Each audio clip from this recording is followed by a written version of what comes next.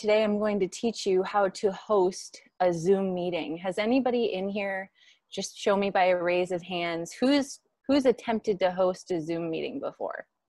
1, 2. Okay. Some of you, I can't see your video, so I don't know. Does anyone who's hosted a Zoom video meeting before want to jump in and give any of their thoughts on the process or how they did? Maybe Alice, I think you said. Well, I made a few attempts, and one of the things that happens with me that confuses is that not every time the access from Zoom looks similar, so then I get kind of confused. And up to the point of getting the time and date set, it was easy, but then after that to send the invitation, and then especially when the time comes, how do I access to open it up as a host? That got to be a mess. So okay. That's why I need help from you. Alice, were you here for our last class about joining? I was not. Okay. So the part of your question that I'm going to acknowledge here was about joining your own Zoom meeting when the time comes. We covered most of that well, really all of that in our last class because it was dedicated to joining a Zoom meeting. And if we have time, then I will cover that topic. We get into it a little bit here, but there are so many different ways that we can join a Zoom meeting. I'll try and touch on that if we have time, but hopefully this clears it up for you. I have one more question for you, Alice, if you'd stay unmuted just for a second. Do you use Zoom on one device only? No, I have an iMac, a desktop, and then a MacBook Pro, which is the laptop. Okay, and did you download Zoom on both of them? I have downloaded on both of them, yes. Okay. That's my question about that was just based on you said you'd been seeing different versions of Zoom. So maybe if I give you and the rest of the class a little bit more of a background on Zoom and get you guys affiliated with what the screen looks like when you're doing what, you might notice that they're not actually different, but as long as you have the application downloaded, I would assume that you're not seeing a different version every time, which is why I asked about how many devices, because Zoom does look different on an iPhone or an Android phone if you're used to using a desktop computer, because the screen is larger and because with mobile devices, they're touch screen activated rather than with a mouse or with a trackpad. So we'll try and figure out some of those issues. Does anybody else that has any experience as a Zoom admin have any comments that they'd like to give? My comment is... And who are you? I'm Susan Cahill. Okay, hi Susan. I haven't seen you in a while. My comment is, well, sometimes things just work differently. The other day, we couldn't get someone who we believe did it the same way the last 4 times. Her audio didn't go on. I finally just held up my phone on speaker so she could talk to other people. So the question is, I'm sure there was something we could do. And the second question I have is, how do you open up gallery? So if I have a large Zoom session and I want to be able to see everybody's faces, is gallery only available if you're the host, or if so, like, where is gallery? Well, what type of device are you currently using, Susan? Well, I've used my laptop most of the time, Mac. I occasionally use my iPad, depending on where I am, and I don't ever use my iPhone. Well, if you're using your Apple computer right now, and I will suggest this to everybody, as you start using Zoom, to make it easier on yourself, just pick one device and stick with it. If you try and learn something on several different devices, then you're going to have issues because, as I mentioned previously when talking to Alice and addressing the whole class, they're going to have a different operating system, and they're going to have different abilities when you're on a mobile device versus a laptop. So as we're learning, pick one, stick with it. And if you, Susan, or anyone else is using an Apple laptop computer and you have Zoom downloaded, so Zoom is an application that we can download from the Zoom website in order to keep it on our desktop, in our dock, or within our computer. It's an application we can store on the computer. So we have to download it from the website if we want to put the application on our computer. Now that whole statement may have lost a few of you because some of us do not have Zoom actually downloaded on our devices. Some of us just join Zoom meetings by clicking a link, and that link is sent to us in an email. So that's one of the benefits of Zoom. We discussed this at length in our last class, that Zoom has very few barriers to entry, whereas in the past with video chatting, we've used FaceTime or Skype. We've had, in order to use FaceTime, we had to have an Apple device. In order to have Skype, we had to have Skype downloaded, and we needed to have a Skype account. So Zoom makes it so you don't need anything except for a smart device, either a computer or an iPhone, an iPad, any kind of tablet or smartphone. That's all you needed, with an email address or a phone number. There were so many different ways that we can access Zoom because you don't need to actually have the application downloaded. So that's why I'm putting some emphasis on downloaded versus joining just through a link. I personally have the application downloaded on my computer, and I suggest that any of you who are using a computer have it downloaded. If you are using Zoom on an iPhone, you already have it downloaded. Same with an Android phone. You need the application in order to access it on a tablet or a smartphone. But with a computer, you can just click a link and get to the actual Zoom meeting. So you were asking me, Susan, about the gallery view. On an Apple computer, there should be an icon in the top right corner of the screen. I am currently not in gallery view. I'm looking at my screen in speaker view, which means I'm taking up the majority of the screen. So if you see a screen where one person, me, is taking up the majority of the screen, you're currently in speaker view. So if you go up to the right-hand corner of your desktop computer, you will see an icon that should say gallery view, and it's usually about 9 squares. It looks like I did it, and it came up. Thank you. Excellent. You're welcome. So without further ado, we're going to jump into today's class. If we have time, then we will cover more Zoom questions, and then maybe even discuss doing another class and what topic you guys are interested in. Okay, let's get started. Let's jump right in. Okay, oopsies. Let's leave this presenter view and go here. So when we open Zoom, we see a dashboard. So what do I mean when I say a dashboard? This right here is a dashboard. This is the application Zoom when it opens. Can I get some thumbs up? Does this look familiar to any of you guys? Thumbs up or thumbs down? Thumbs up should look pretty familiar. Okay. Now, some of you guys have this already downloaded. This is what it should look like when we're using an Android or an iPhone or any kind of tablet. This is how Zoom opens. In the past, if you only have used a link to access Zoom, you don't necessarily open the Zoom application first. Some of you guys may have joined a Zoom meeting by simply just clicking a link, and then it knows to open the Zoom application and the meeting starts. Does that sound familiar? The other part of us who have been actually creating Zoom meetings, there's no link to click because the link is generated once the meeting is created. So we have to start, in order to create a Zoom meeting, within the Zoom application, either on a desktop, a mobile device. We have to start in the Zoom application. And when we open the Zoom application, we will see this dashboard. So this is what we see when the application first opens. And I want you to notice something right here. We're on the Home tab.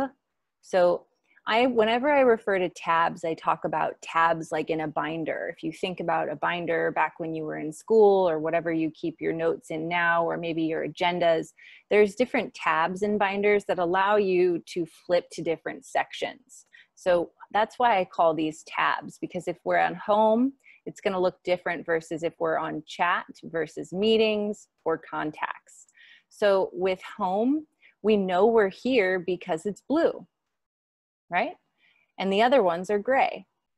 So we're on the home screen right now. And this is what Zoom, the application, opens to when you open it. It opens to the dashboard on the home tab.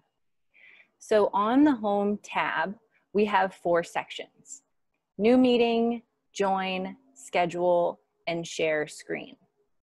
When I came into this Zoom meeting today, I clicked join, and then I put in the meeting ID, which was the number that was emailed to me, and then the password, which was a different number that was emailed to me. And that immediately entered me into this meeting, this lesson. So when I came in, I hit join. We have schedule, which opens a window allowing you to host and schedule an upcoming meeting. And then you have share screen, which opens a window allowing you to share your screen to an ongoing meeting. So I saved new meeting for last. This is where a lot of people think that they should start because, oh, I'm going to make a new meeting. But no, we don't start with new meeting. New meeting would actually open up an unscheduled meeting. It would start one right then and there. So if we're going to create a meeting for other people to join, then we actually want to hit schedule. To host and schedule a Zoom meeting for a future date, and it actually even could be today, so I should have written a future time. We open the app and click schedule. Simple enough, right? Good. So what happens when we click schedule? This is what we see. And yours will be a little bit different because your name is different from mine. Mine opens up to Eva Dunlap Lewis Zoom meeting. That's the topic. And we can change the topic. I'm going to just show you this in general. This is a screen. This is everything that we see.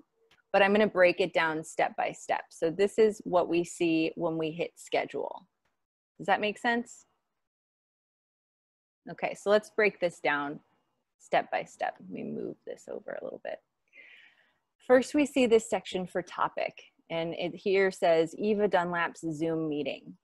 Well, you can change that. For instance, I do a Zoom meeting every Monday at, let's see, 10:30 a.m., and that's for White Sands. And the part of White Sands that put that on is the dial committee. So I always change mine to dial committee lesson about iOS settings, you know, whatever we're talking about that day. So you could do, you know, Carol Ann's book club meeting. You could do Alice's knitting club. I don't know, I just picked something, sorry. You can title that meeting whatever you want, a general topic. And it's okay too if you put in, you know, you just leave it as it is, which is your name's Zoom meeting. That's just what it's going to be by default, but we can change that by clicking it and typing in that area. Next, we have to set the date and time. So right here is where the date is. If we hit this little arrow, then it's going to show us a small calendar view where we can actually scroll through the dates and pick when we want our actual meeting to be.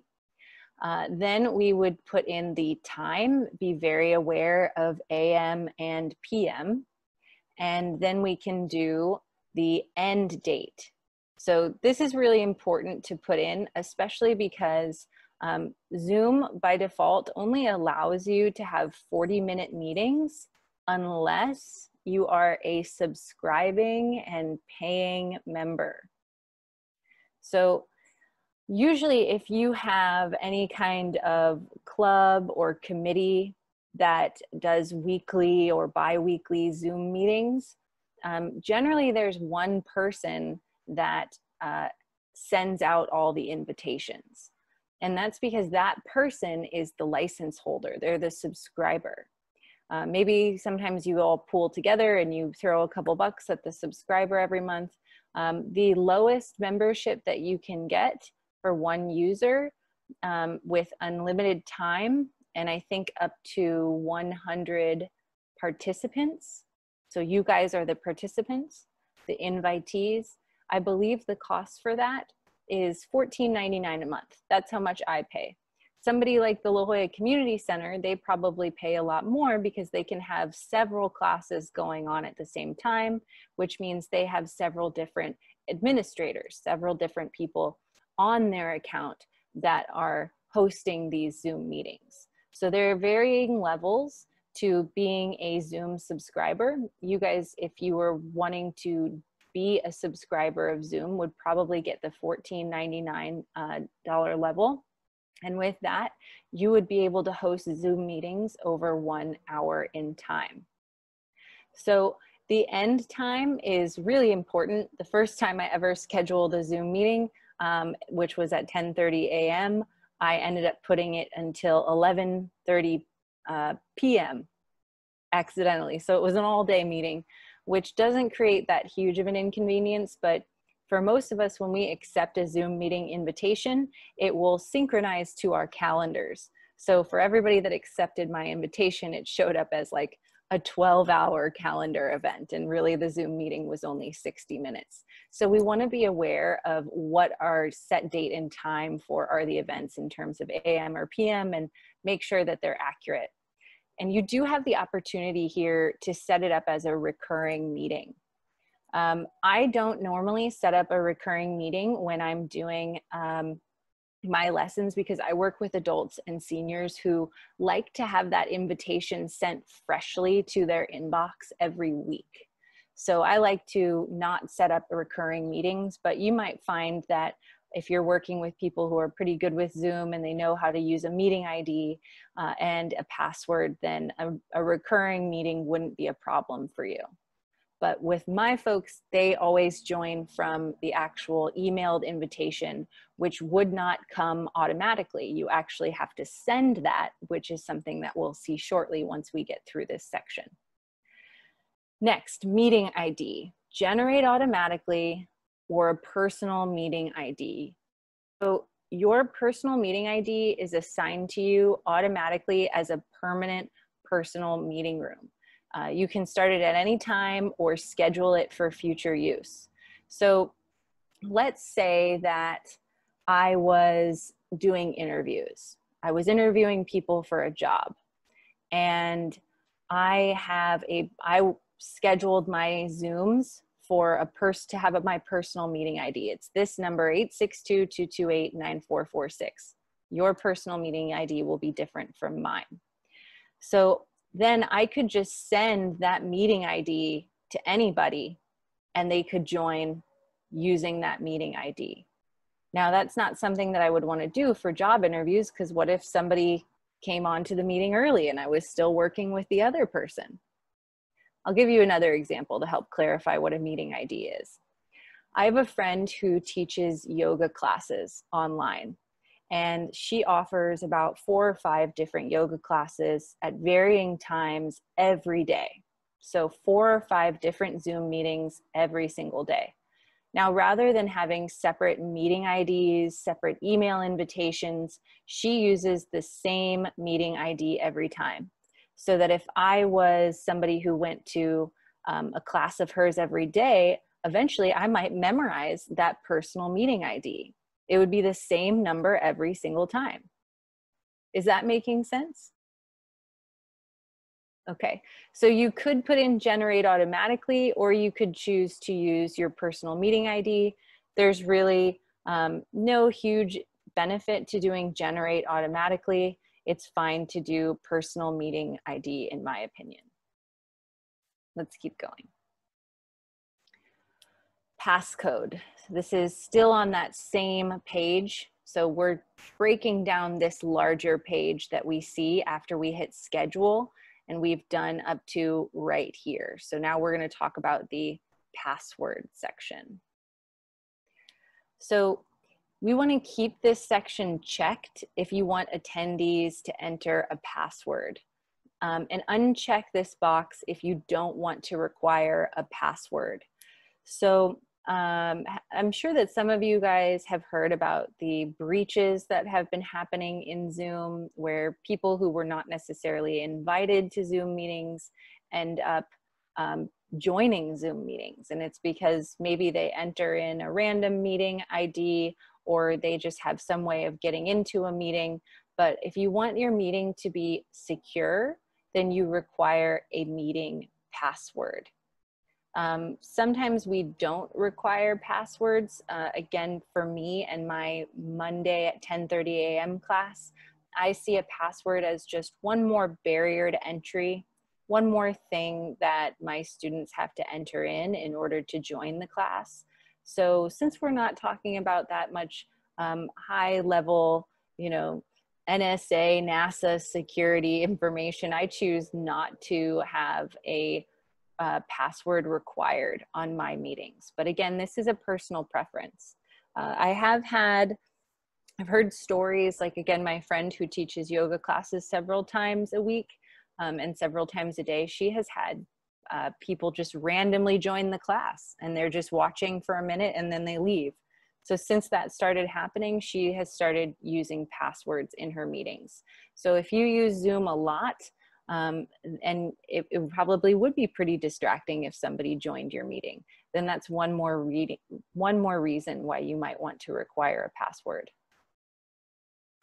The option below require password is video.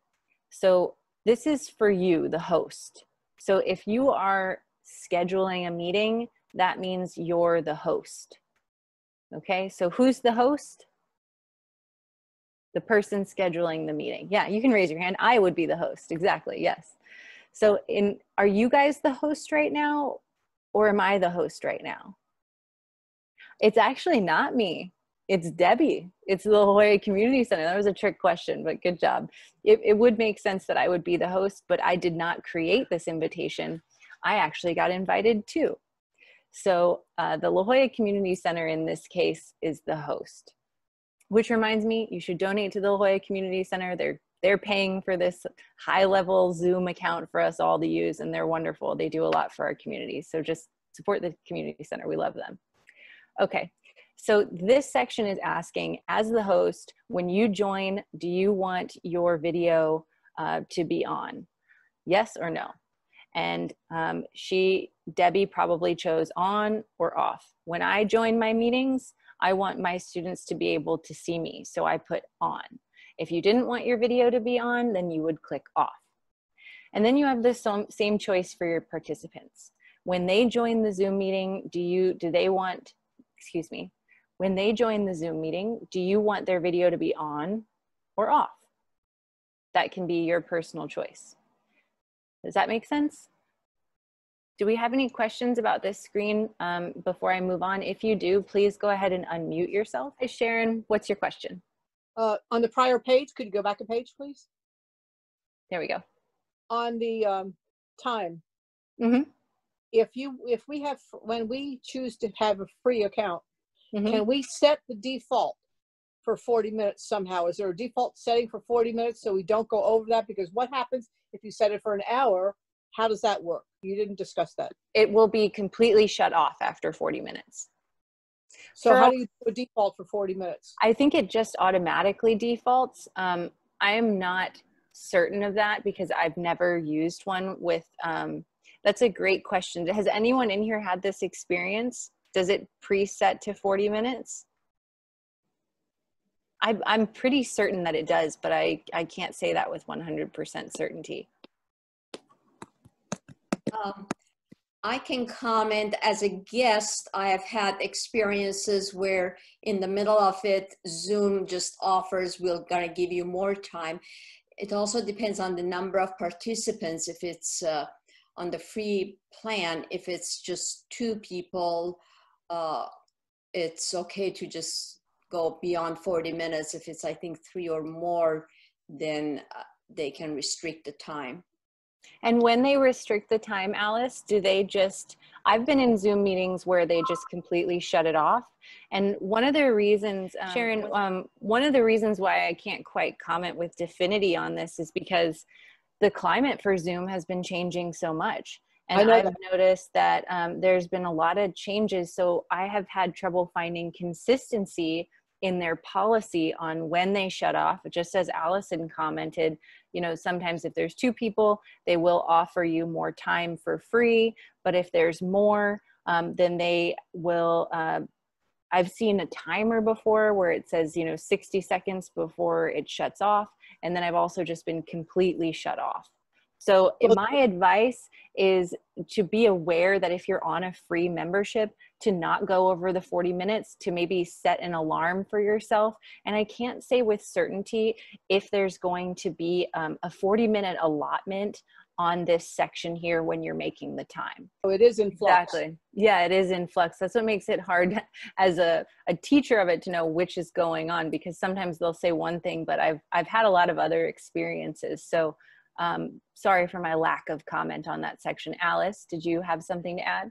Yesterday, somebody who seemed to be experienced said, you as a host can set the start time. However, you can enter much earlier than the start time. Is that correct?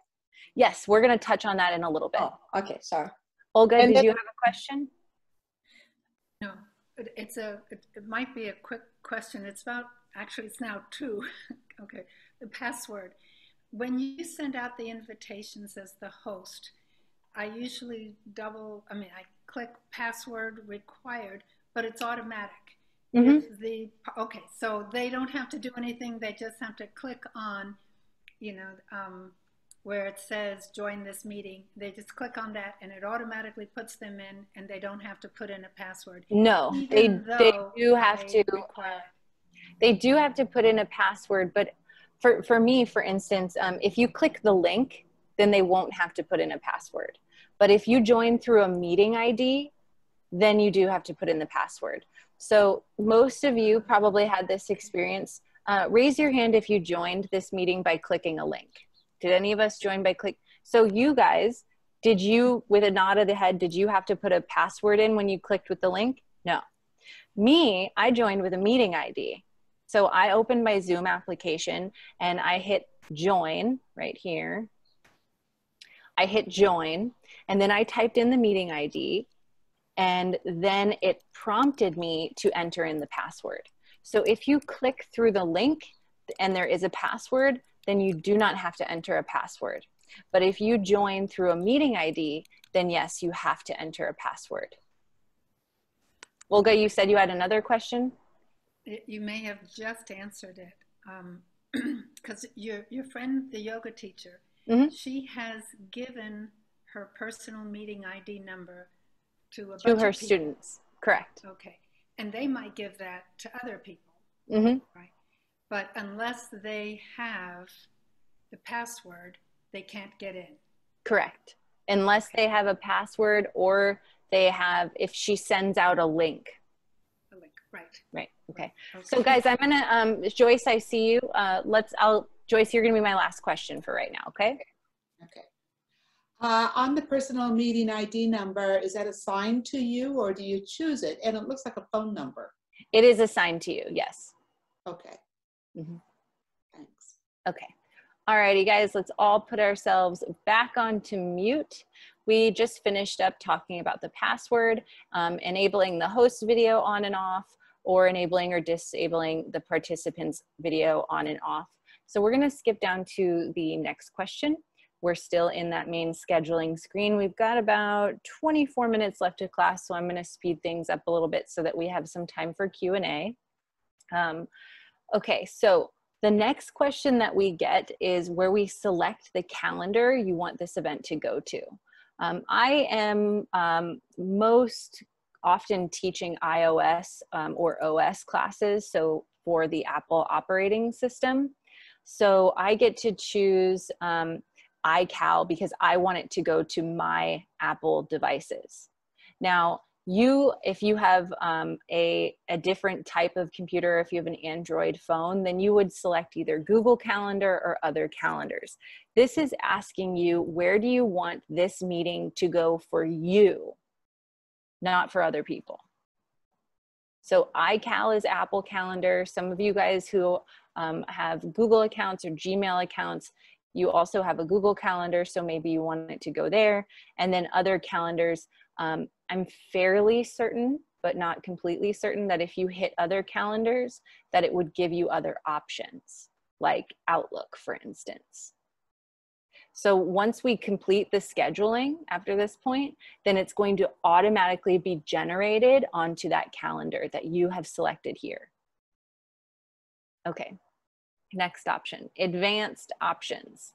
If we don't automatically see advanced options, this little guy right here, it's a half of an arrow. We call it a caret in the tech world. If it's pointing up, then we can click it and everything below it will disappear.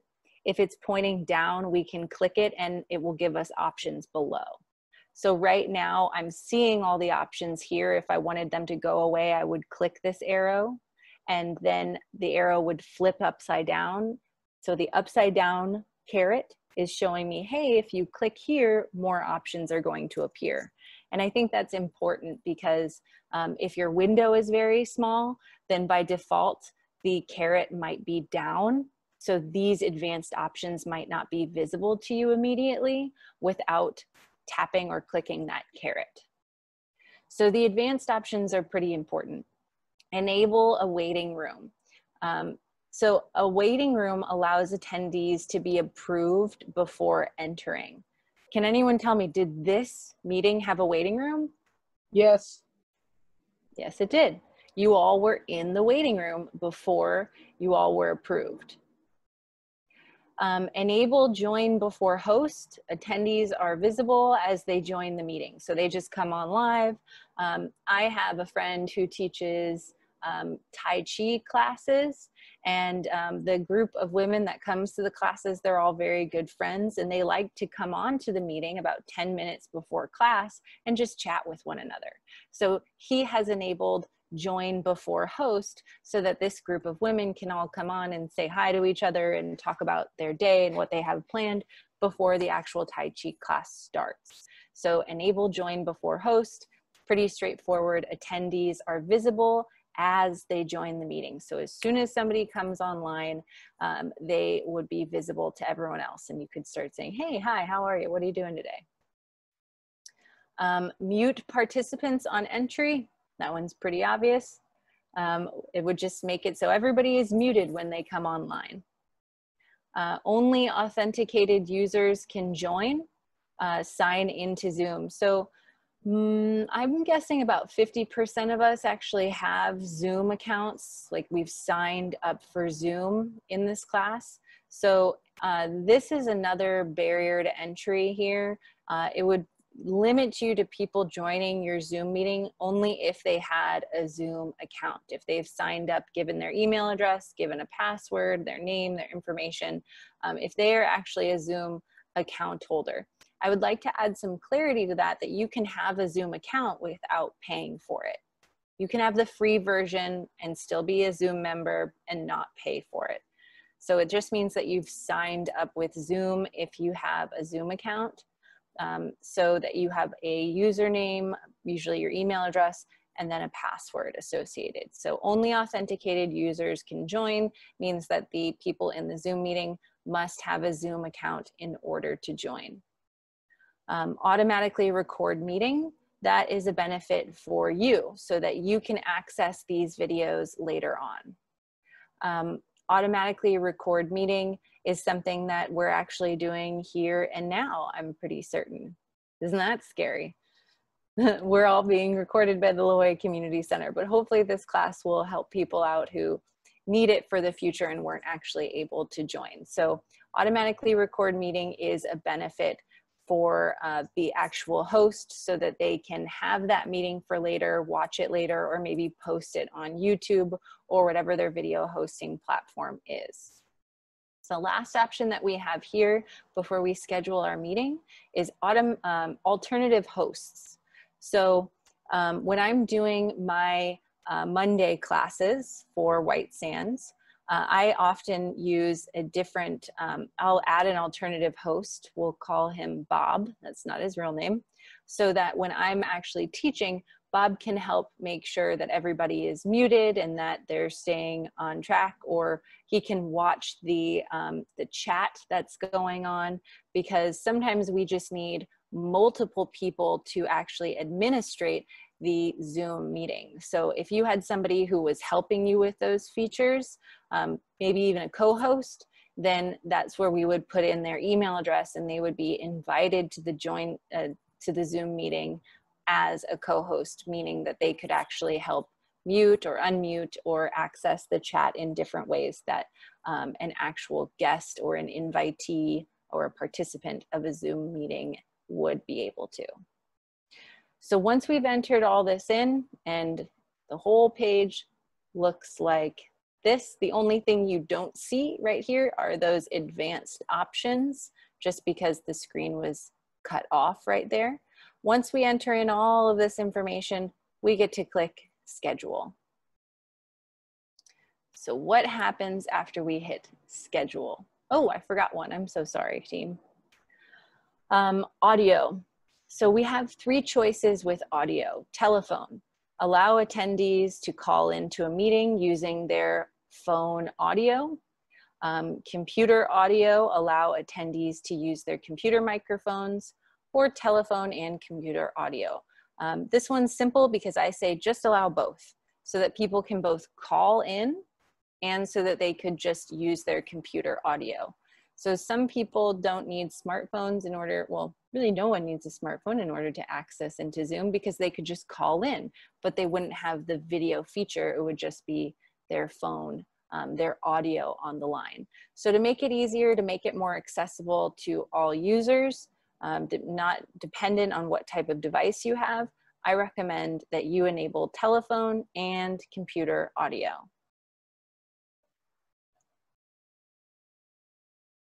Great. Now, once we actually hit schedule, which was right here at the bottom of the screen, then it will, if you're on an Apple computer, I can say this for certain, I'm not sure with a PC computer, it usually opens up your calendar and it shows you where it goes on the calendar. It just puts it right there. That's immediately what you see on an Apple computer. I would guess that it would also show you that on a PC, but again, I'm not certain. I'm going to pause here for just a moment because I'm seeing that our chat is kind of blowing up, and so let's see.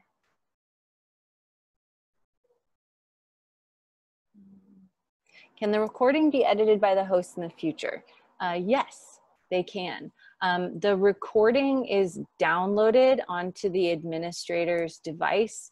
Hey, Debbie, do you have anything to add about recording what you guys do with the recording? Do you edit it, or where is it stored on the computer? Does it just go into the downloads folder? So when you choose to record the class, it gives you the option to store it onto the cloud, and you are able to record. And is that the Zoom cloud? Which cloud? Correct, the Zoom cloud. And I believe that's only an option if you have a paid account. Mm-hmm. You can also download it onto your device. And it'll just, as soon as you end the meeting, it will download it straight onto your desktop. Mm-hmm. And then from there, you can go ahead. Once I have the video downloaded onto my computer, I then upload it to a video editing software that I use. Okay. And isn't it also limited to when it disappears on that cloud? Doesn't it have like a 60-day life or something? Not on my paid account, but you do have a limited amount of storage available on the Zoom cloud. I would say that that's probably dependent as well on what version you're paying for. As with anything, when you pay more, you usually get more storage. So perhaps on a lower level account, they give you a 60-day maximum before it will actually go off of your cloud. So which video editing software do you use? That's a question that's often dependent on what kind of device you have. Excuse me, your personal preferences and whether or not you're willing to pay for other software. By default, your computer comes with video editing software. On Apple, we have iMovie, and on a PC, I forget the name of it. Does anyone know what's your default editing software for videos on a PC? Debbie, what do you guys use to edit your recordings? Or do you edit them? We do edit them. We have a software that we downloaded called Movavi, video editor. Excellent. Excellent. So for me, the last question that I'll answer here is, can a participant access the recording? That depends on whether or not the host has actually posted it anywhere. Debbie, have you guys been posting these videos anywhere yet? Yes, so most of them are available on the La Jolla Community Center YouTube channel. Okay, so they are their YouTube channel. And how do they access that YouTube channel?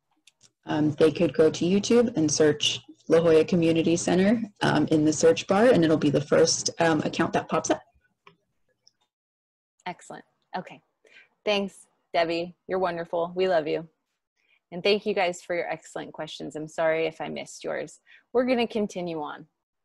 So the meeting has been made. Now, how did we make it? We opened the Zoom app. We clicked. What did we click? Let's all say it. Schedule. We open Zoom and we hit schedule. Not join, not new meeting, not new meeting.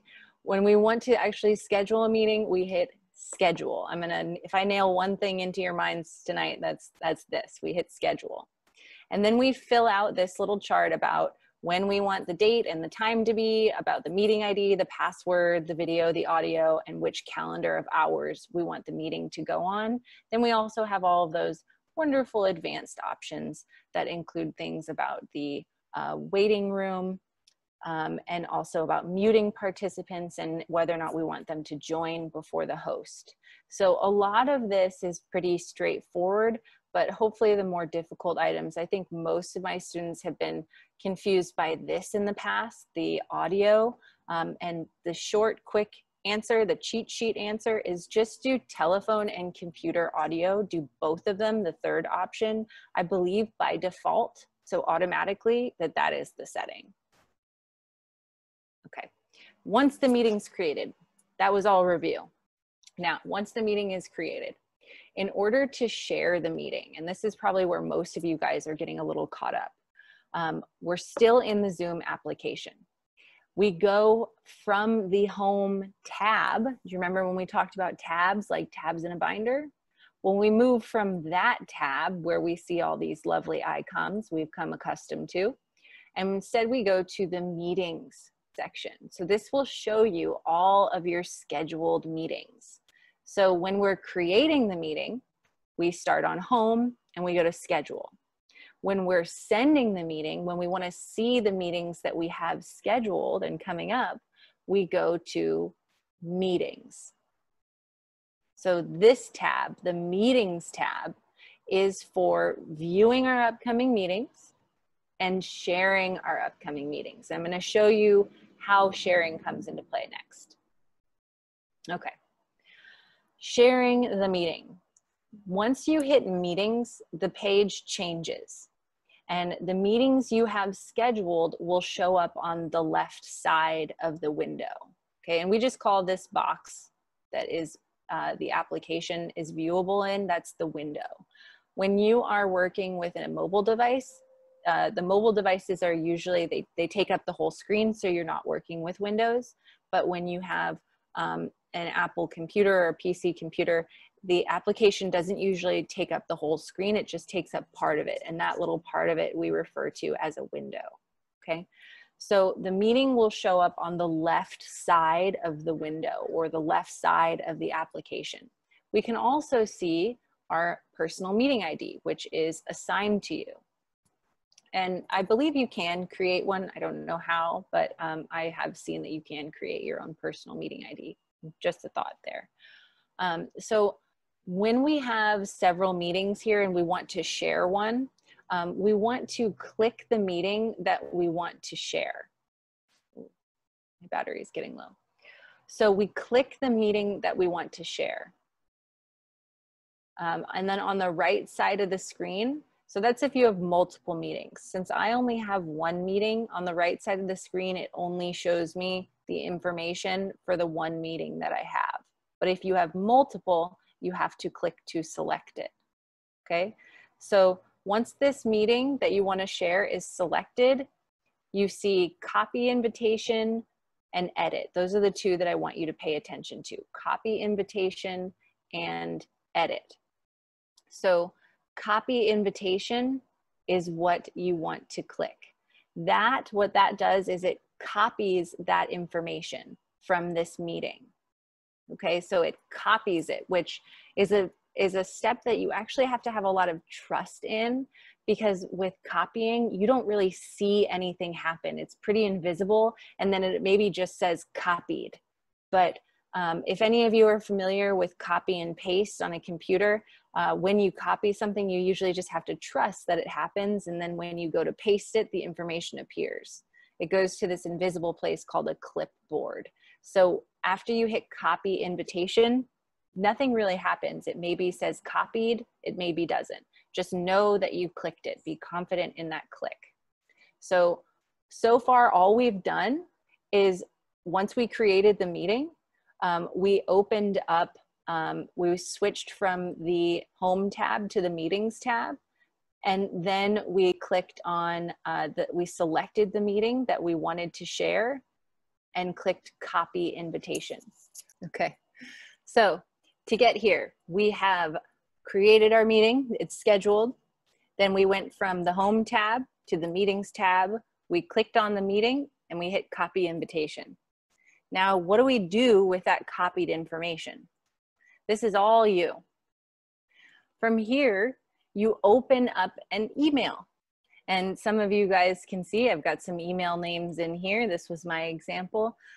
This was part of some of the people in my White Sands class. So I put in who the email goes to, which is different based on the operating system you use, but this is Apple Mac Mail. Excuse me. Once you hit who the meeting goes to, you can enter in a subject just like you do with any email address. And then in the body of the email, that is where you paste. And all of that information that you get in an email will paste right in there. It'll give you the meeting ID, the password if there is one, the link to join the meeting, the topic, the time, and then all the phone numbers that you could use to access by calling in. All of that information that we just set up in the schedule section gets pasted right in here when you paste. So the shortcut on computers is usually Command or Control C, but you don't need to use that, because when you hit copy invitation, it's automatically copied to your clipboard. And then to paste on a device is usually Command V, or we can go up to the file and then hit paste. So hopefully all of us know how to actually paste information. So reviewing, how did we get here? Once we scheduled the meeting, we were back to the home page and we hit meetings. After we hit meetings, we can see all the meetings that we scheduled. So we click or tap the one that we want to actually share. And then we hit copy invitation. It copies all the information from that invitation. Then we can go into the mail application, whatever mail application you choose, decide who we want this invitation to go to by typing in their name or their email address, putting in whatever the subject is that we want, and then pasting that information into the body of the email. Once we've reviewed all the information and decided that it looks right, then we send the invitation. So that's how everybody gets invited to Zoom meetings. So when you're ready to start hosting your meeting, you join as you would any other meeting, and you have 3 ways to do this. You can click the link in the email that you sent everybody, inviting them to the meeting. So that meeting would probably be found, that email would be found in your sent mail. You could open the calendar and then click the link on the calendar invitation, because as we saw when we were actually scheduling the meeting, it asked us, which calendar do you use? Which one do you want it to go to? So you can actually open calendar and click the link from there. Or on your Zoom app on your device, you can tap, click, or join and enter on the meeting ID to start the meeting. So let's see that. You would go to, for that last option, you would open up the Zoom app, you would go to meetings, and you would click, let's see, home, and you could do join and enter in that information. The other option that we don't mention in here is the call in option, which is when you have the option in advanced settings to put in a phone number, you just call the number that you see in the meeting invitation, and then it joins you, it links you into the meeting. If there is a password, then you do have to enter in that actual password through the phone call. So I'm going to take some of those chat questions here. It's officially 3:30, so if anybody has any other meetings that they need to run off to, I understand. I appreciated having you here. I won't be offended if you leave early. Can an invite go into iMessage? Carol, yes, it can. It's your choice once it's pasted on where you paste that information. So yes, it can be sent in a message. Another easy way to do that is, you instead of sending the link, you could just send somebody that personal meeting ID and the passcode. You can just type that in yourself. That's one way to do it. Do the guests all see each other's names when we invite people from Google Calendar? Well, inviting people from Google Calendar, I don't understand what you mean by that, but when you send it in an email to invite people, so this step, you can choose to put everybody in as a BCC. Do you see this option right here? BCC. So CC means carbon copy, and BCC means blind carbon copy. So when you're choosing who the email goes to, if you don't want them to see each other, then you can put them in as a blind carbon copy. This is Olga. Okay, I'll make it quick. In that question where do the guests all see each other's names and we invite people from Google Calendar, once I schedule a meeting and then Google Calendar opens up and it asks if I want to invite anybody, and I can Oh, no. You will not be asked through the Google Calendar. You should be asked within the Zoom application. So this is not showing up in Google Calendar. This is not showing up in Calendar. This is showing up in Zoom. But when Zoom gets put onto my calendar, then the Google Calendar, if I double click on that and open that up again, I can invite people to that meeting. Then there they would likely, if you're doing it that way, rather than copying it to a clipboard and sending it in an email or a message, I believe, yes, they can all see each other. Okay. And can access each other's email addresses, just like if I had it in an email. If you had it in as a carbon copy and not a blind carbon copy. I'm fairly certain that is correct, but that might be a question that you would want to Google for the completely accurate answer. I love the fact that you review periodically. I love it. Oh, good. You're welcome. Thank you. Okay. Next One more question. Edith Adams here. Hi, Edith. And, hi. Thank you. And I do love your repeating also. Oh, but I am in a Zoom group where the host breaks us into smaller chat groups while we're Zooming. Is that something more sophisticated that you would teach in another class, or? It is not something that we will discuss today, but yes, there are something called breakout groups where you can put people into small working groups so that they're separated from the rest of the class and they are working in smaller teams. I don't know that we're going to be doing a lecture on that. Initially, the community center approached me just because I'm kind of their go-to tech person, trying to get more of the community actually in on Zoom, so that people could join their lessons and we could reach out to more of our community members online, since we can't actually meet in person. So I would say we probably won't do that granular of a topic, just because we try and stay pretty broad. But if that's something that you want to discuss with me, I do private classes and I do remote sessions. So I will make sure that everybody has access to my email address so that you can email me comments and questions. And if you want to reach out to me after the class for extra help on that, you can just shoot me an email. Does that work? Yes, thank you very much. You're welcome. I just want to say thank you so much, not only as a student, but because my profession is in education. You're an excellent teacher. You're just outstanding, Eva. Thank you for thank you, Alice. patience, knowledge, and your ability to convey all that. Oh, thank you. That means a ton to me. My mom is a teacher and she would love to hear that, because she's never actually been able to be in one of my classes, which now that we have Zoom, she doesn't have an excuse for anymore. She's in St. Louis. Yeah. Are there any last minute questions before Yes. Yes. Short one from Wendy. Hello, can you hear me? Oh. Hi, this is Wendy.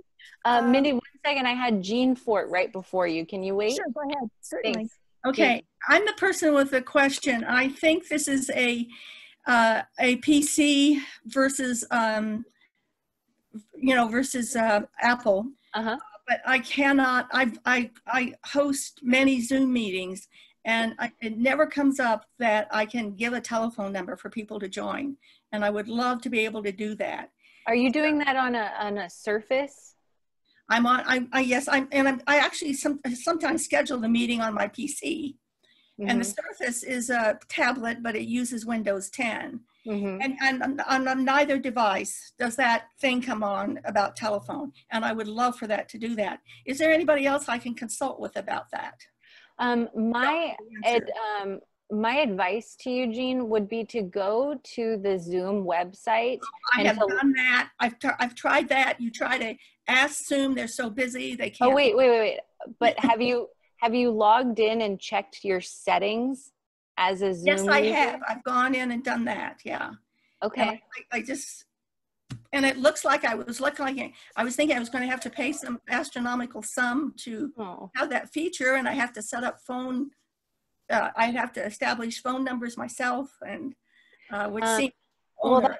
That's such a bummer. If you want, you can email me that, and I will try and follow up with you, maybe do some research on my end and see if I can help you find an answer, or somebody else that could give you a Thank you so much. Thank you. You're welcome. All right, I've got time for one more question here. I think it was Wendy. Yeah, mine's really short. Or Mindy. I think. Wendy. Hi. Okay. Really short, I think. And we were talking about you turn on your camera as the host, and then about participants. All of the meetings that I've attended, I had a choice as to whether I wanted to turn on video for myself and wanted to appear or not. But is there sometimes not an option? I mean, can you set it up, for instance, if you didn't want anybody to? So it's more that's a little, it's a great question. So as the host, you can decide if you want to let people have their video, if you want to force people to have their video off. That's really the option. It's asking you, do you want to force people to have video off, or do you want to allow them to have the choice? So you, as a user and as a guest on Zoom, as an invite, participant, whatever you want to call it, you always have the choice of whether or not your video is on, but you don't always have the choice of if your video is off. Gotcha. That is my understanding of it. And that's that's when they are joining the meeting. So as a host, I can say, I want everybody's video off when they join, but then they have the choice.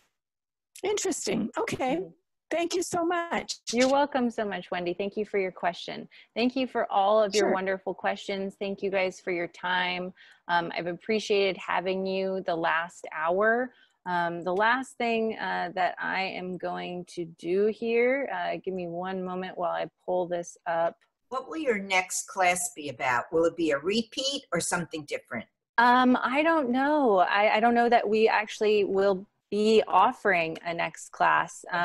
It also depends. What I want to know from you guys is whether or not you would be interested in doing another class. If you could email me at this email address, let me share my screen, and I'll give you this info right here.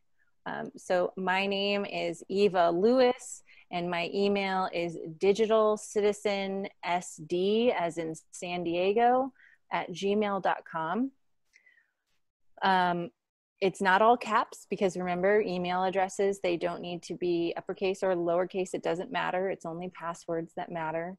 I have been teaching classes at the community center for about, what year is it? For about 6 years.